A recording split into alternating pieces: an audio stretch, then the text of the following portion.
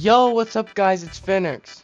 I've been playing keyboard and mouse for about 5 months now, and I've learned a lot of things. So in this video, you are going to be learning the best tips to improve on keyboard and mouse. Alright, so hopping straight into the first tip. When you first start out on keyboard and mouse, you want to watch players that have been playing on keyboard and mouse and have experience. This will allow you to learn more skills to apply to your game or simply different strategies. Make sure you're always watching new people so you can apply as many different strategies to your game as possible. For example, some creatives you can watch are Epic Whale, Clicks, or even Peterbot. The second tip is simply finding the right keybinds that are comfortable to you. It is important to know that when you're picking your keybinds, that just because somebody like Clicks is really good with his keybinds doesn't mean you will be too. It is nice to start out with copying someone's keybinds and then changing what you don't like around. The third tip is finding the right sensitivity. The right sensitivity paired with the right DPI means so much to succeed on keyboard and mouse. It's nice to have fast sensitivity so you don't have to move your mouse that much, but you don't want to make it too fast because then your aim will start to get bad and hard to control. So this is the sensitivity and DPI I use. I use both 20.8 on X and Y, and targeting and scope I use 32.7 on 800 DPI. Now let's finally talk about in-game. The most important part of getting better is practicing. You want to find a map to free build in. A popular map that people use to warm up their builds is Clicks' 1v1 map. It is important to free build because then your builds will feel smooth and you won't mess up your builds. Now that you have the right sensitivity and keybinds and you've practiced your free building, you can apply all that in combat. It's so important to practice in creative before you start joining real games, because as soon as you start going against someone, everything you learn just goes out the window and you forget it all. So it's important to practice in creative until you're comfortable to go into real games. The perfect map for this is rapid box fights. This map is so good because the fights are quick and it's good for practicing your angles along with your aim. When you first start out on keyboard and mouse, you want to spend most of your time in creative, at least until you get comfortable with your skills. Another thing you can do in creative that will help your fighting skills is play